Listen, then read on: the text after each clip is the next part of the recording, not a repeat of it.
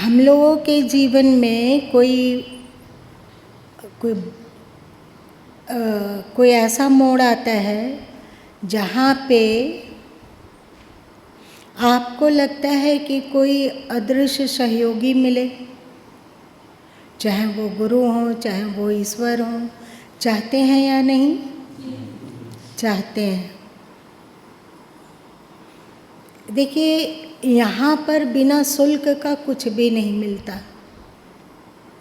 और कई बार कहा जा चुका है कि हम लोगों का 3 प्रकार का प्रारब्ध होता है। एक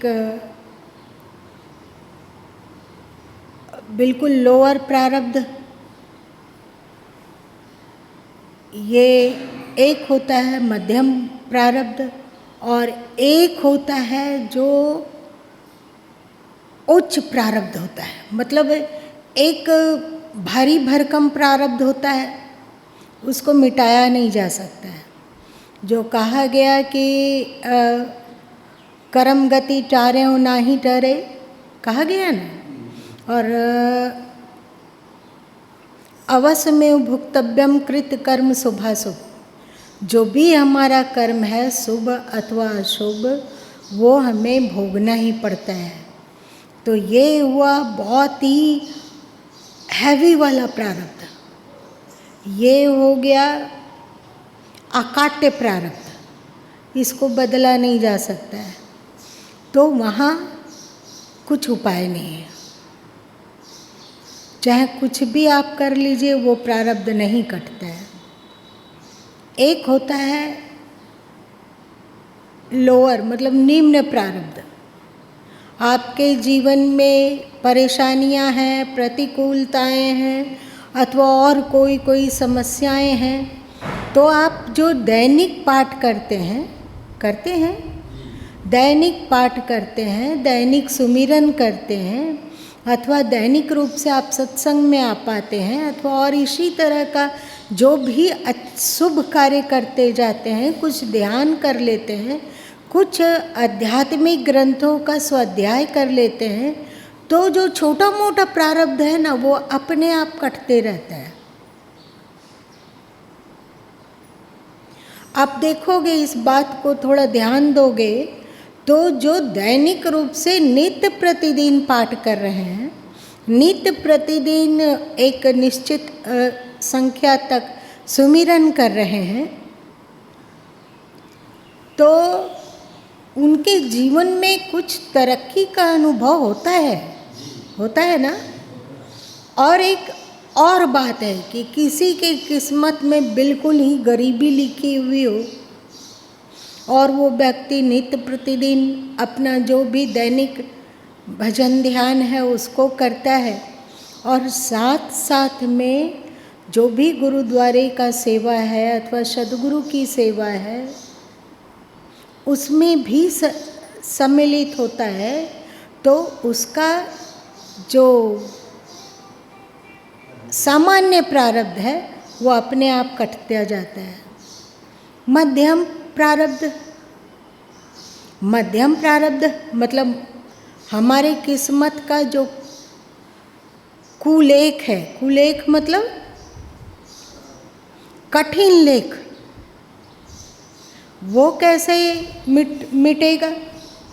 तो आप अपने आचार से, आप अपने व्यवहार से, आप अपने सेवा से, सेवा भावना से अथवा भक्ति भावना से, सद्गुरु कोई ब्रह्म ज्ञानी हो, उनके अंतस में आप अपने लिए जगह बना पाते हो, वे आप पर आपको उस दुख से मुक्त करने की इच्छा भी रखते हो, तो आपके किसी के प्रार्थना करने से नहीं होता है। आपका आचार विचार सोच जो कुछ है उसके द्वारा यदि सद्गुरु के दिमाग में आप आ गए तो उनका आशीर्वाद आपको सतत मिलता रहता है। आप अपने पुरुषार्थ से तो इस प्रारब्ध को नहीं टाल सकते हैं, पर सद्गुरु के अंतस में करुणा उत्पन्न करके उस प्रारब्ध को आप काटते हैं और कटता ही है। लेकिन जैसे आप जो कुछ भी करते हैं तो वहाँ पर आपका समय लगता है नहीं? तो फिर वैसे ही सद्गुरु का कार्य है। अब मान लिया जाए कि हम लोग सद्गुरु कबीर साहब का आविर्भाव महोत्सव मनाने वाले हैं, वे हमारे इष्ट हैं। गुरु माँ सनातन धर्म के बारे में बहुत बार बोलते हैं और बतलाते हैं कि हमारा सनातन धर्म ये है, ये है, ये है, और सनातन धर्म की महिमा और क्वालिटी पूरी दुनिया से ऊंचा और विलक्षण है। ये सब गुरु माँ बोलते रहते हैं। पर यदि कोई कहे कि आप कबीर को भूलकर ये जो प्रचलित अर्थों में सनातन धर्म है एकमात्र इसी में अवस्थित हो, ये तो गुरु माँ इसे नहीं मान सकेंगे। क्यों?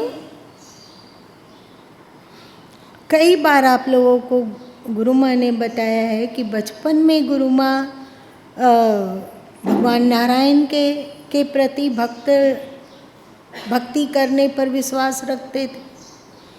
उनकी भक्ति करना, उनके लिए विह्वल होना, उनके लिए विकल होना, उनके दर्शन प्राप्ति के लिए भाव विह्वल हो जाना, दीवानापन, पागलपन, हद का प्रेम। वहाँ पर ना प्राण की कोई कीमत थी और ना भौतिक सुख सुविधाओं का कोई आकर्षण था। जो थे सो हमारे प्रभु ही थे। और गुरु माँ के ने जब संकल्प लिया, दृढ़ संकल्प कि हमें संन्यास लेना है और अमुक जगह संन्यास ले लेते हैं, तो वहाँ पर सब कुछ परफेक्ट है। क्योंकि बहन लोग का है तो वहाँ पे संन्यास लेना बहुत अच्छा होगा। लेकिन जब जिनको हम इष्ट मानते थे, जिनकी भक्ति करते थे, वो नारायण तत्व ने स्पष्ट आदेश दिया कि आपके गुरु ये हैं, आप उनकी शरण में जाइए, आप पूर्णतत्ता को प्राप्त करेंगे। कुछ पुराना छोटा सा ऋण है जो उच्चतम अवस्थिति में पहुँचने में बाधा डालता है। तो वो जो छोटा सा प्रारब्ध है, वो क्योंकि पुराना ऋण है, तो हमें सरकार प्रभु की ओर प्रेरणा मिली आने की, कबीर पंथ में आने की। आप लोग को कई बार कहा गया है कि गुरु माँ इससे सहमत नहीं थे, क्योंकि गुरु माँ महासाकार उपासक और कबीर पंथ महानिराकार उपासक। गुरु माँ के जीवन में भगवान नारायण का बहुत अधिक महत्व, और वहाँ है कि मोहे ब्रह्मा विष्णु महेशा पार्वती सुत मोहे गणेशा। तो मेरे लिए इस ओर आना सरल रहा होगा क्या? बहुत कठिन। लेकिन जब एहसास हुआ कि उनका यही आज्ञा है और ना बदलने वाला आज्ञा है, तो गुरु माँ ने अपने मन को एक किनारे रखकर, अपने संस्कारों को एक किनारे रखकर, एक उनकी पूजा करना, उनकी आरती का गायन करना अलग बात है, और उनकी आज्ञाओं का पालन करना बिल्कुल अलग बात है। और कभी कभी तो आज्ञाओं का पालन करने में अपना मन एकदम चकनाचूर पाउडर बन के फिर हवा के झोंकों में उड़कर बिखर जाता है। फिर भी उनकी आज्ञा का पालन करना ये सबसे बड़ी भक्ति है और सबसे बड़ी सेवा है। तो गुरु माँ ने उस दिव्य अस्तित्व जो अदृश्य है, उनकी बातों को टाला नहीं। इसमें मेरा मन बहुत मरोड़ा है, बहुत दुखी हुआ है, बहुत रोया गया। भगवान से हाथ जोड़कर अनु नहीं किया गया कि नहीं प्रभु हमें क्यों भी कहीं भेज रहे, हम जहाँ हैं वहाँ पे संतुष्ट हैं, सुखी हैं। लेकिन यदि दिव्य सत्ता उसको नहीं मानती हो तो गुरु माँ ने अपना मन मिटाना सोच लिया कि भक्ति का मतलब होता है मन मना भवा, होता है कि नहीं? तो आपकी भक्ति जैसे जैसे बढ़ती जाती है वैसे वैसे आपके जीवन में उनकी करुणा को ग्रहण करने की क्षमता विकसित होती जाती है। क्या लगता है? उनकी दया, उनकी करुणा, उनका आशीर्वाद को आकर्षित करने की क्षमता हम लोगों में बढ़ने लग जाती है। तो भक्ति करना होता है ना। आप अपने बच्चों के लिए समय दे पा रहे हैं, आप अपने दुकान के लिए समय दे पा रहे हैं, आप अपने पति के लिए समय दे पा रहे हैं, आप अपनी पत्नी के लिए समय दे पा रहे हैं, आप अपने दोस्त मित्रों के लिए समय दे पा रहे हैं, आप ये सड़ा पचा मोबाइल में समय दे पा रहे हैं सबकी नहीं दे पा रहे हैं।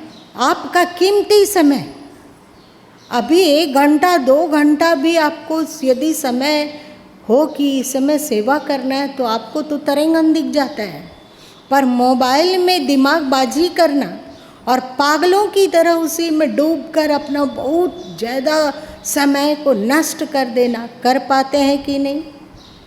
तो क्या हम गुरु के कार्य,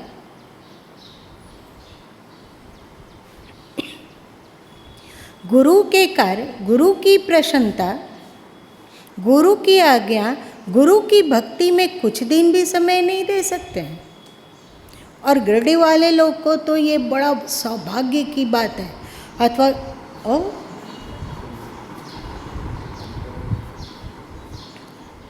गिरडी के जो आसपास रहने वाले लोग हैं, चाहे वे 20 किलोमीटर के दूरी में हो, 40 किलोमीटर की दूरी में हो, 100 किलोमीटर के दूरी में हो, उनके लिए बड़ा सौभाग्य है ये। अगर 40-50 किलोमीटर है तो भी वे मज़े से सप्ताह में 1 दिन 2 दिन आ सकते हैं। लेकिन यदि हम उनमें नहीं आ पाते हों तो कम से कम कार्यक्रमों में सभी दीक्षित वर्ग को और श्रद्धालु गैर दीक्षित को भी सम्मिलित होना चाहिए। आप लोग के आश्रम में कितने प्रमुख कार्यक्रम होते हैं? क्या क्या? ठीक से बोलिए, तेज आवाज में। सबसे पहले कबीर जयंती, उसके बाद गुरु पूनम, उसके बाद में गुरुदेव जी का जन्मदिन और उसके बाद सकारात्मक का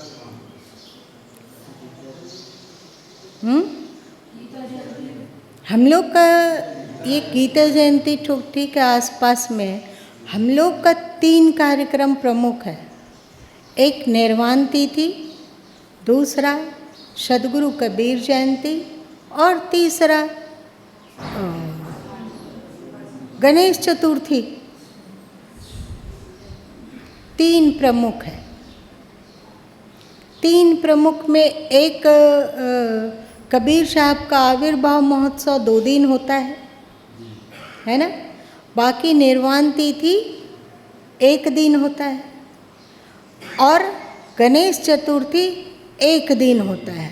और आप लोग जो आस-पास के लोग हैं उसमें आने जाने में 2 घंटा 4 घंटा लग सकता है। तो क्या हम लोग साल भर में 8 दिन नहीं निकाल सकते हैं गुरु के लिए, गुरु भक्ति के लिए अथवा सदगुरु की प्रसन्नता के लिए? तो आप किस मुख से उनसे सहयोग मांगने आ जाते हैं?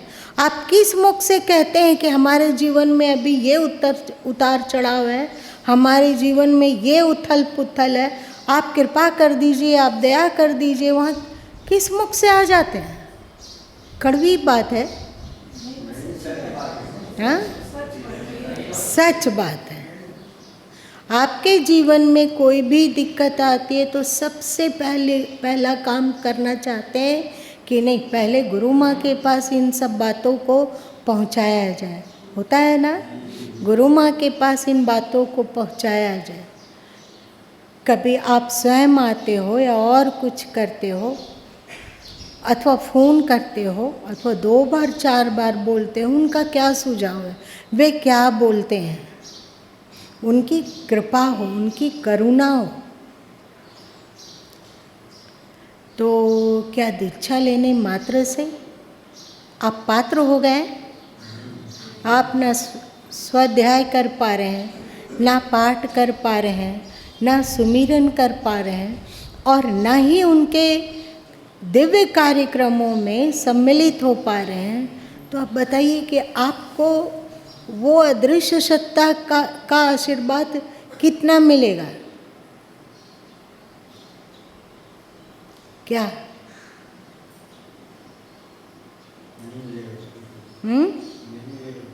कुछ भी नहीं।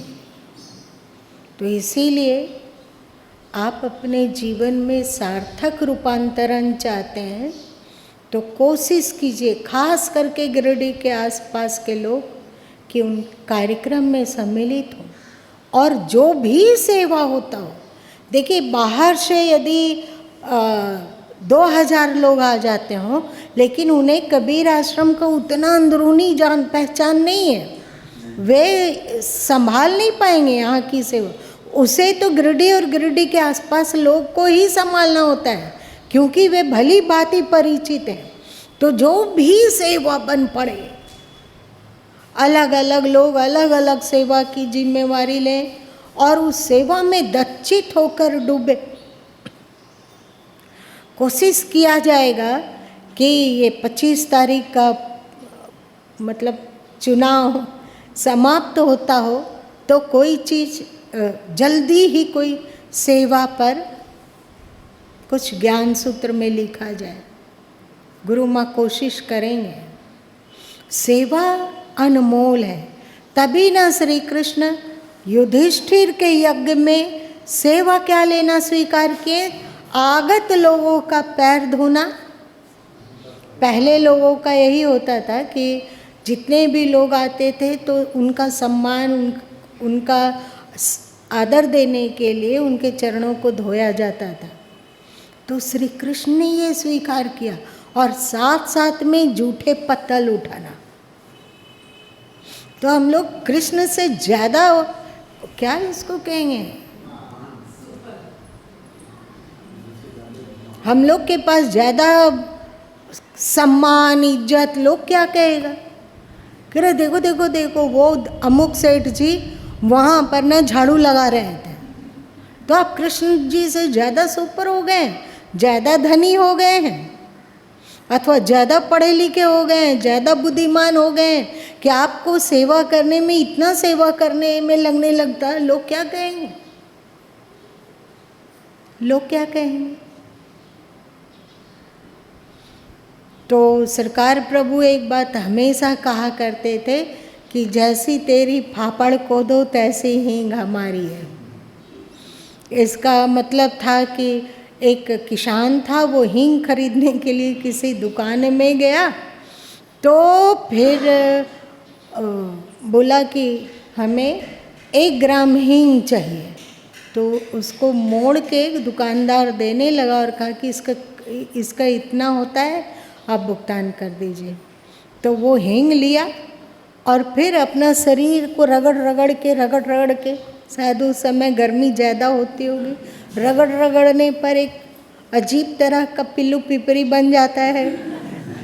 हाथ पैर की गंदगी से बनता है। उन सब मैल को जमा करके पुड़िया, यही मेरा पैसा है। तो दुकानदार उनसे हींग छीन लिया और पुड़िया में उनका बाल कटा होगा बेटा लोग का, तो गिरा हुआ जो बाल था उसको एक पुड़िया में दे दिया और कहा ये रहा है मेरा हींग, आपके शुल्क से यही हींग मिलेगा। तो वे हमेशा कहा करते थे जैसी तेरी फाफड़ खोदो तैसे हींग हमारी है। तो हम लोग चाहते हैं कि हमारे जीवन में सचमुच में सार्थक रूपांतरण हो, मन से हम शांत रहें और साथ साथ में भौतिक उन्नति भी हमारी भरपूर हो, तो उन लोगों को सेवा में ध्यान देना ही चाहिए। और आप लोगों के घर में है बाहर के जो शिष्य आ रहे हैं गिरिडीह के आसपास को छोड़कर, वे आपके अतिथि हैं, है कि नहीं? तो हम लोगों को कोशिश करना चाहिए कि ये कम से कम एक साल में 8 दिन के लिए, कितने दिनों का एक साल होता है? 365 में 8 दिन। और जिनको जो नज़दीक हैं और लोकल गिरिडीह में हैं, वे तो जो चाहते हैं, जिनको सत्संग का महत्व पता है, वे तो नित्य प्रतिदिन आते हैं, तो उनका सौभाग्य है ना। पर हम लोग तो इतना कर ही सकते हैं। उसके बाद देखो, ये तो गुरु माँ नहीं कहते हैं कि अभी आप जुड़ते हो और अभी सेवा में ध्यान देते हो तो अभी आपके जीवन में रूपांतरण हो जाएगा, ऐसा नहीं है। लेकिन रूपांतरण अवश्य होता है, चाहे भौतिक जीवन की दृष्टि से देखो अथवा मानसिक शांति की दृष्टि से देखो अथवा आध्यात्मिक सोच की दृष्टि से देखो, सब चीज में उन्नति होती है। अभी तक गुरु माँ को 1-2% भी ऐसे लोग नहीं मिलते हैं जिनकी उन्नति ना हुई हो। हाँ, किसी की देर से अथवा किसी की शीघ्रता से उन्नति होती देखी जाती है। हाँ, और ये भी देखा जाता है कि कोई सद्गुरु की करुणा से बहुत सुख संपदा को प्राप्त किया, लेकिन अब जो होता है ना, एक महात्मा जी के झोपड़ी में एक चूहा रहता था। कई बार बोले हैं ना, बिल्ली दौड़ी उसको पकड़ने के लिए, तो चूहा आके गिरा और कहा कि महाराज जी, आप हमें बिल्ली बना दीजिए, हमें बहुत डर लगता है। प्रतिदिन जैसे हम खाना पीना की खोज में निकलते हैं तो बिल्ली हमारे पीछे पड़ जाते हैं। तो महात्मा जी को बड़ी दया आई, उन्होंने उसे बिल्ली बना दिया। अब बिल्ली शाम से सड़क पर घूमने लगी तो उस पर कुत्ते भौंकते और कुत्ते झपटते। फिर वो आया संत जी के पास और कहा, महाराज जी, कुत्ते बहुत तंग करते हैं, कुछ उपाय कीजिए, हमें कुत्ता बना दीजिए। तो महात्मा जी उन्हें कुत्ता बना दिए।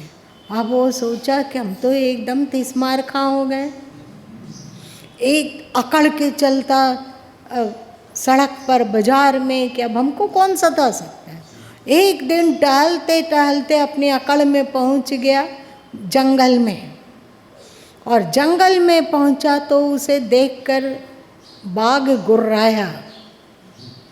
तो भी ये सोचा कि हम तो कुत्ते हैं, हमारा क्या बिगाड़ लेगा।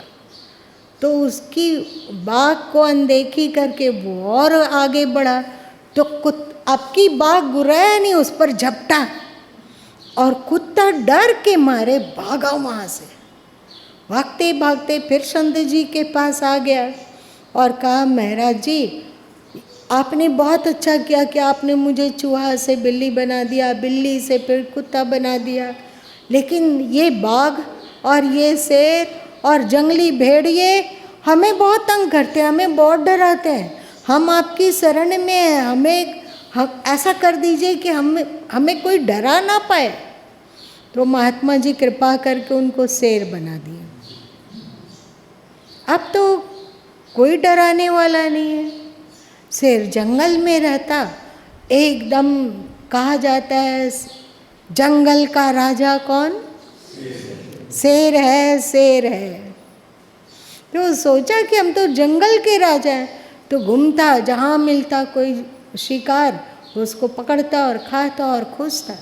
एक दिन उसको 2 दिन शिकार नहीं मिला, तो उस शेर महाराज जी को लगा कि भूख बहुत लगी हुई है और बड़े हो गए हैं, शरीर बड़ा हो गया। चूहा था तो इतना भोजन से पेट भर जाता था, आज शेर बन गया तो ढेर सारा उसको शिकार चाहिए, है ना। बहुत भूख, नहीं सह पा रहा था, तो सोचा कि अब किसको शिकार बनाए, किसको शिकार बनाए। तो सोचा ये तो सबसे अच्छा होगा कि वो महात्मा जी तो अकेले रहते हैं, उनके आसपास भी कोई नहीं है, चुपचाप जाएंगे, उनको शिकार बना लेंगे, उन्हें मार देंगे और उनको खा जाएंगे। मेरा पेट भी भर जाएगा और आसपास मेरा एक रुतबा भी होगा। तो वो दौड़ता हुआ आया।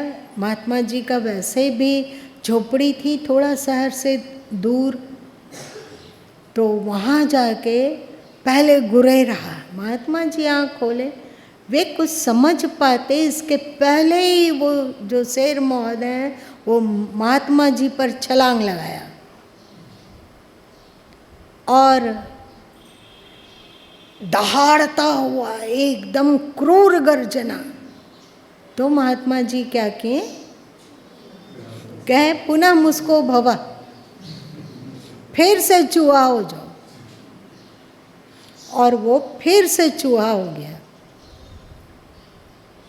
अब जब चूहा बन गया तो दिन भर डर के मारे बिल में घुसे रहना। रात को निकलता है तो बिल्ली लोग को रात में बहुत ज़्यादा सूझता है ना, दिखता है ना।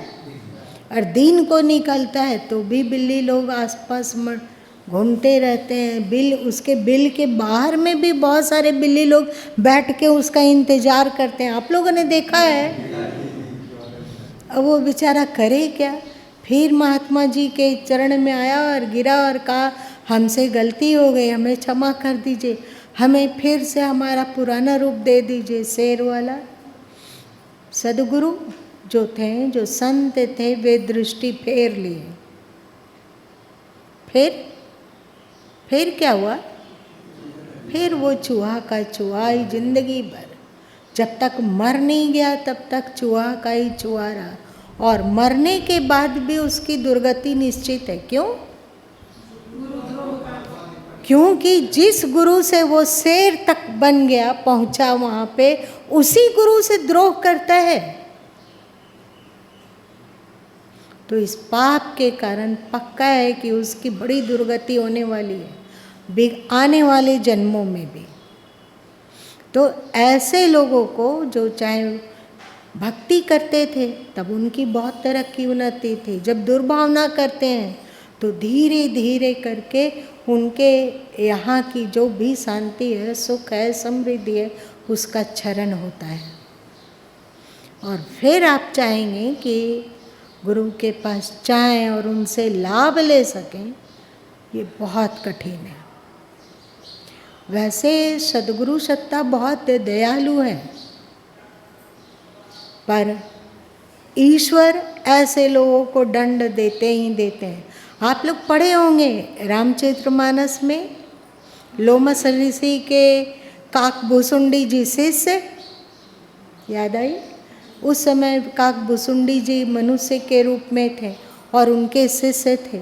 गुरु से उन्होंने आध्यात्मिक ज्ञान प्राप्त किया। उसके बाद काकभुसुंडी जी जब मनुष्य थे, उन्होंने कहा कि मुझे भगवान शंकर का मंत्र दे दीजिए। तो भगवान शंकर का मंत्र लोमस ऋषि दिए और फिर वो उस मंत्र को लेकर किसी शंकर जी के मंदिर में बैठकर शिवलिंग के सामने विराजित होकर अपना ओम नमः शिवाय, ओम नमः शिवाय का जाप करने लग गए। और बहुत दिन से वह अपने गुरु का दर्शन करने के लिए नहीं गए थे काकभुसुंडी जी। तो लोमस जी स्वयं उस मंदिर में पहुँचे कि देख तो ले कि वो ठीक तो है ना। और जब वहाँ पहुँचे तो देखे कि वो तो ओम नमः शिवाय शिवलिंग के सामने जप रहा है। खटखट की आवाज़ सुनकर काकभुसुंडी ने आँख भी खोला, गुरुजी को सामने देखा, फिर आँखों को बंद कर लिया और फिर जाप में लग गया, ओम नमः शिवाय, ओम नमः शिवाय।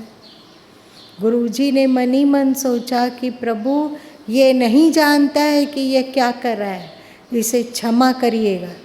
तब तक गड़गड़ाहट के साथ, एक भयानक आवाज़ के साथ वहाँ भगवान शंकर प्रकट हुए और कहा कि भले ही तुम्हारे गुरु तुम्हें क्षमा कर दें, पर मैं तुम्हें क्षमा नहीं कर सकता।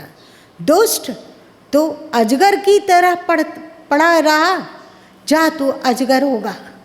फिर भी शंकर लोमस ऋषि गिड़गिड़ाते रहे कि महाराज जी छोड़ दीजिए, क्षमा कर दीजिए, लेकिन शंकर जी कुछ नहीं सुने। बोले कि ये रटी रटाई बात, जैसे कुछ भी देखकर कौवा काँव काँव काँव काँव करने लग जाता है, उसको कोई अक्ल नहीं होती है, उसी तरह ये बैठकर ओम नमः शिवाय कर रहा है। और ओम नमः शिवाय को सिद्ध करने का उपाय जिस गुरु से मिला, उसके प्रति द्रोह, उनका अपमान। कौवा है ये, जा तू कौवा बनेगा। और फिर आप रामचरितमानस को पढ़ के देखोगे ना, तो ये प्रकरण आपको विस्तार से मिलेगा। पर गुरु जी शंकर जी के से हाथ जोड़कर बोले, और वो जो काकभुसुंडी जी थे वो भी एकदम थरथर कँपने लगे और गुरु जी के पैर को पकड़ लिए कि हमें क्षमा कर दीजिए, हमसे गलती हो गई, हमें नहीं पता था कि गुरु ब्रह्मा गुरु विष्णु गुरु देवो महेश्वरा ऐसा होता है, ये हमें नहीं पता था, क्षमा कर दीजिए। तो लोमस ऋषि भी शंकर जी के पास गए, हाथ जोड़कर क्षमा याचना किए। तो भगवान शंकर बोले कि ये मेरा शाप निष्फल तो हो नहीं सकता है, मिथ्या न जाहि देव ऋषि बानी, असफल तो हो नहीं सकता है, लेकिन आप प्रार्थना कर रहे हो तो मैं इतना आशीर्वाद देता हूँ कि चाहे ये अजगर बनेगा अथवा कौवा, पर ईश्वर के प्रति भक्ति, ज्ञान, संत सद्गुरुओं के प्रति भाव इसकी सतत बनी रहेगी, हमेशा इसको स्मरण रहेगा। और फिर आप लोग को पता है ना कि काकभुसुंडी जी ने वही ज्ञान को जो कि गुरु कृपा से प्राप्त हुआ था, उसे उन्होंने किसे दिया? गरुड़ जी को। बिल्कुल सही, गरुड़ जी को मोह हो गया था। रामचरितमानस के अनुसार जब वे नागपास में बंध गए थे राम और लक्ष्मण, तो गरुड़ जी को हुआ कि ये तो नागपास जैसे साधारण जंतु से बंध गए हैं, ये महान कैसे हो सकते हैं। तब तक नारद जी गरुड़ जी के पास आए और कहें कि चलिए चलिए आप जल्दी चलिए, सेवा की आवश्यकता है। आपके भगवान राम और लक्ष्मण को सर्प पास ने बांध रखा है, जकड़ रखा है, आप चलिए। गरुड़ जी चले, पर अंदर में अहंकार था कि मैं वो हो सकता हूँ जो भगवान की भी रक्षा करता है। मैं कौन सा सत्ता हूँ? भगवान को भी बचाना हो तो फिर हमारे सहयोग लिया जाता है, हमारा सहयोग लिया जाता है। ये सोचकर फिर वहाँ पे गरुड़ जी आए। जब वे उड़ते हैं तो उनके पंखों से वेद की ऋचाएँ झरती है, मतलब वेद की ऋचाएँ गूंजती है, ऐसा शास्त्रों में वर्णन है। तो वेद की ऋचाएँ झर रही थी। एक झपट्टा में उन्होंने अनेक छोटे बड़े सर्पों को नाश्ता बना लिया। फिर दूसरा झपट्टा मारा तो अनेक सर्पों को अपना दोपहर का भोजन बना लिया। और आप लोग जानते हो दोपहर का भोजन लोग डटक के करते हैं, तो ढेर सारे सर्पों को उन्होंने अपना भोजन बना लिया। अब शाम का चाय के लिए फिर से गरुड़ तीसरी उड़ान भरा। फिर बचा कुछ और कुछ था, उसको भी सफाचट कर दिया। सांप को गरुड़ खाता है, आप लोग जानते हो ना। उसके बाद अब बचा रात्रि भोजन, हल्का सुपाच्य। जो 2-4 इधर उधर सर्प छिटक के भाग रहे थे, उन सबको हजमाए नमः कर गया। लेकिन उनके मन में ना बहुत ज़्यादा हुआ कि जिनको हम भगवान समझते थे वो तो अपनी रक्षा करने में की भी ताकत नहीं रखते हैं, तो मेरी रक्षा वो क्या खाक करेंगे। बड़ा संदेह बहुत। मन बिल्कुल हलचल में हो गया कि ना ये योग्य नहीं है, तो फिर वो नारद जी के पास पहुँचे। तो नारद जी को लगा कि खग जाने खगहीं की भाषा, रामचरितमानस में है ना कि एक पक्षी किसी पक्षी की ही भाषा समझ सकता है, मैं यदि समझाऊंगा इसे तो इसके दिमाग में नहीं धस पाएगा। तो उन्होंने उस घमंडी और अश्रद्धा से फड़फड़ाने वाले गरुड़ को काकभुसुंडी जी के पास भेजा, और काकभुसुंडी जी ने अपने विगत जन्मों का उदाहरण दिया कि विगत जन्म मेरा ऐसे ऐसे गुजरा, परंतु गुरु की कृपा से वो ज्ञान, उनके आशीर्वाद से जिस भगवान के लिए मैंने गुरु को त्यागा, वो तो भगवान हम पर नाराज होकर हमें शाप दे दिए, पर जिस भगवान के लिए हमने गुरु को त्याग दिया, त्यागे वे गुरु के शरण में फिर से जब हाहाकार करते पहुंचा, तो उन्होंने उनकी वरदान से, उनकी कृपा से हमें जो विगत जन्मों में ज्ञान प्राप्त किया अथवा विगत जन्मों के अनुभवों से जो सीखा, वो सब के सब मेरे भीतर सुरक्षित है और उपदेश के, और गरुड़ का अहंकार मिटा ना। तो ये होता है, ये तो आप लोग जानते होंगे ना, इस कथा को जानते हैं रामचरितमानस से जानते हैं। इसीलिए भगवान शंकर कहते हैं गुरु भक्ति सदा कुर्यात, और हम लोग के मूल गुरु सदगुरु कबीर साहब है। ठीक है, तो आप केवल अकेले सम्मिलित होने से नहीं होता है, कोशिश कीजिए कि अपने अड़ोस पड़ोस अन्य लोगों को भी सम्मिलित करें, है ना। तो आप देखिए कि आपके जीवन में रूपांतरण कितना होता है या नहीं होता है। फिर से एक बार करके देखो सबके सब। चलो आज इतना ही रहने दो, समय ज़्यादा हो गया।